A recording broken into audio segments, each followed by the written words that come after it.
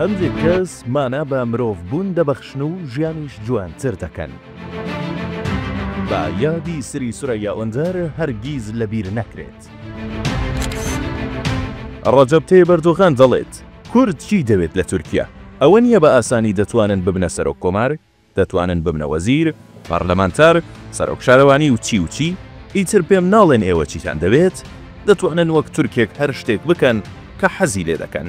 سری سورەیا ئەندەر دەڵێت وایە قوربان ئەوان دەتوانن هەر وەک دەفەرمون ببنە هەموو شتێک لە تورکیادا، بەڵام کێشەی ئەوان ئەوەیە ناتوانن یەکشت بن، ئەوان ناتوانن کورد بن. من بەڕەگەز تورکمانم، بەڵام لە ئێستادا ئیتر تا سەر ئێسقان کوردم و تا ئەو ساتە وەختەی کورد نەگاتە مافەکانی وە کورد دەمێنمەوە. ئەمانە بەشێک لە هەڵوێست و قسەی سری سورەیا ئەندەری بەڕەگەز تورکمانە. ڕەنگە لە ڕوانینی یەکەمدا ئەم قسە و لێدوانانە بە تایبەتی بۆ نەوەی ئێستا و بێئاگا لە ڕابردووی کورد ئاسایی بێت، بەڵام بە ئاوەردانەوەیەک لە ڕابردووی کوردستان و چیرۆکی بەشێک لە کوردان کەشان بەشانی داگیرکەران و بەمەبەستی دەستخستنی بڕێک پارە لە کوشتنی هاونەتەوە و کاولکردنی ئەم نیشتمانە سڵیان نەکردوێتەوە، ئیتر بایەخ و بەهای ئەم لێدوانانە دەردەکەوێت. ئەم لێدوان و هەڵوێستا لەلایەن تورکمانێکەوە کاتێک پیرۆزی و بایەخیان بۆ کورد و مێژووی کورد دەردەکەوێت کە بیری خۆمانی بهێنینەوە ئەو سەردەمەی شەریفترین و ئازاترین ڕۆڵەکانی ئەم نیشتمانە لە پێناو کەرامەت و مافینەتەوەی کورد بێ کەمترین چاوەڕوانی خەباتیان دەکرد بە جۆرێک لە تورکیادا وەک تورکی کێوی و لە ئێراندا وەک بزنە کێوی، لە سووریادا بێناسنامە و لە عێراقدا وەک تێکدەر و مخەڕبین پێناسە دەکران. ئەم لێدوان و هەڵوێستا لەلایەن غەیرە کوردێکەوە کاتێک پێگەی مێژووی دەردەکەوێت کە ئەوە بە یادی خۆمان بهێنینەوە سەرڕای ئەوەی کورد بە درێژایی مێژووی خۆی و لە نیشتیمانی هەزاران ساڵەی خۆیدا بەداخەوە جگە لە شەڕی براکوژی و یەکترکوژی شەڕی کەسی نەکردووە، پەلاماری کەسی نەداوە، هێرشی بۆ سەرخاکی کەس نەبردووە، نیشتمانی کەسی داگیر نەکردووە، کەچی بەردەوام پەلاماری دراوە و خاکی داگیر کراوە. نیشتمانی دابش کراوە و هەندێک جاریش لەلایەن کۆچەرانی ئاسیای ناوەڕاستەوە لە ماڵ و حاڵی خۆی دەرکراوە و تەنانەت لەلایەن داگیرکەرانەوە و لەسەر خاکی خۆی هەڕەشە و سوکایەتی پێکراوە. بۆ نمونەیە و هەڕەشە و سوکایەتی پێکردنە دەکرێت لێرەدا ئاماژە بە ژمارەیەک هەڵوێست و لێدوانی چەندین سیاسەتمەدار و ڕۆژنامەنووسی فاشی بکرێت. جەمال گۆرسێل سەرۆکۆماری تورکیا لە ساڵی 1960 داوتی من کورد نابینم، ئەگەر چاوتان بە کوردێک کەوت تف لە نێوچاوانی بکەن، ئەگەر ئەو تورکە کێویانە هێور نەبنەوە سوپای تورک سڵ لە بۆمبارانی گوند و شارەکانیان ناکاتەوە و لەگەڵ خاک یەکسانیان دەکات، بە شێوازێک خۆیان و خاکیان نقمی خوێن دەکەین.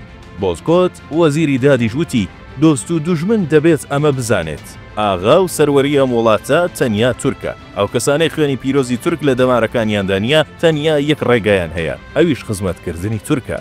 تۆفێق ڕۆشدی سیراجۆغڵووی ڕۆژنامەنووسی فاشیش دەیگوت ئاستی فەرهەنگی کورد تا ڕادەیەک نزم و بێبەهایە و مێشکی مرۆڤی کورد تا ڕادەیەک دواکەوتووە کە ناکرێت لە کۆمەڵگەی تورکیا جێگەیان ببێتەوە. سیراجۆغڵوو دەشیوت ئەوانەی بۆیان دەکرێت با کۆچ بکەن بۆ عێراق و ئێران و ئەوانەی دیکە کە شیاوی ژیان نین با هەر لێرەدا تەفروتونها بکرێن.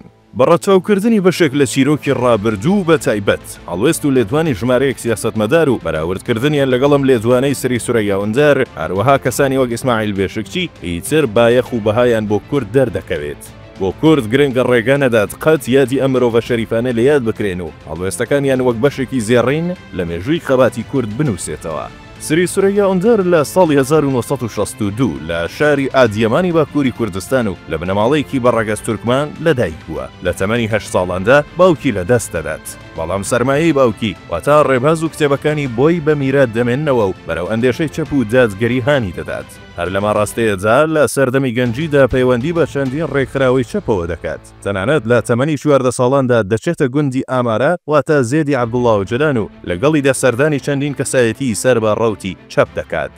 هەر بەم بۆنەوە چەندین جار دەست بەسەر دەکرێت و دواتریش لە زانکۆیان قەرە کە خەریکی خوێندن دەبێت لە بەشی زانستە سیاسیەکاندا دووبارە دەست بەسەر دەکرێت و بۆ ماوەی 7 ساڵ لە زیندان دەمێنێتەوە، پاش ئازادبوونیشی بۆ ماوەیەک ڕوو لە وڵاتانی ئەوروپا دەکات، بەڵام زۆر نامێنێتەوە و وەک بەشێک لە ئەرکی سیاسی و مرۆڤبوونی خۆی بۆ بەرگری لە پرۆسەی ئاشتەوەی کورد و تورک و بەرگری لە مافی کورد دەگەڕێتەوە بۆ تورکیا. دووبارە لە پاڵکاری هونەری و مۆسیقا و فیلمسازی و نووسین دەست بە چالاکی سیاسی دەکاتەوە. هاوکات لە بازنەی ئەستەمبول خۆی بۆ پەرلەمان کاندید دەکات و دەبێتە ئەندامی حیزبی ئاشتی و دیموکراسی. ئیتر دەرفەتی گونجاو بۆ درێژەدانی ڕەوتی ئاشتەوایی بۆ دەرەخسێت و لەم پێناوەدا لە پرۆسەی ئاشتەوایی ساڵانی نێوان 2013 بۆ 2015 بەشداریەکی چالاکانە دەکات. هەر لەو ساڵانەشدا سەردانی قەندیل و ئیمراڵی دەکات.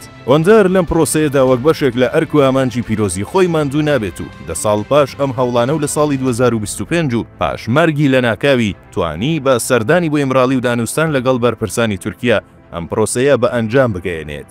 ئەم پرۆسەیەش واتە ئاشتەوایی تورک و کورد و ڕاگررتنی شەڕ ئەگەر بێت و سیاسەتمەدارانی تورک لە فێڵ بن و دواتر پرۆسەکە پەراوێز بخەن بە دڵنیاییەوە هیچ شتێک لە خزمەتی گەورە و پیرۆز و مرۆڤ دۆستی سری سورەیا ئۆندەر لە ئاست کورد و پرۆسەی ئاشتەوایی و بەرگری لە مافەکانی کورد کەم ناکاتەوە. بۆیە دەکرێت بڵێین هێشتا هەندێک مرۆڤ لەم دارستانە سامناکەدا بەدی دەکرێن کەمانە بە مرۆڤ بوون دەبەخشن و ژیانیش جوانتر دەکەن. بۆیە دەبێت وەک کەمترین ئەمەگ یادی سری سورەیا ئۆندەر وەک مرۆڤ دۆست و خەباتکار بۆ مافەکانی کورد هەرگیز لەبیر نەکرێت.